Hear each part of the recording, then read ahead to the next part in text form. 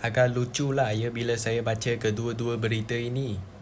Satu pihak kata jangan jadikan PRN Johor sebagai alat untuk mengubah keputusan undang-undang.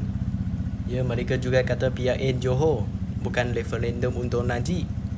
Malah mereka menegaskan pilihan raya bukan lesen politik untuk menyelamatkan individu yang telah disabitkan dan dihukum oleh mahkamah.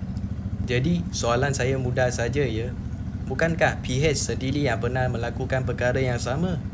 Pada tahun 2015, mahkamah mensabitkan Anwar bersalah dalam kes liwat dan menjatuhkan hukuman penjara selama 5 tahun. Kemudian pada tahun 2016, PH menjadikan pembebasan Anwar sebagai antara agenda utama mereka. Dan secara kebetulan, hanya beberapa hari selepas PH menang PRU14, Anwar pula dapat pengampunan penuh diraja. Jadi, kenapa wujudnya sikap double standard begini?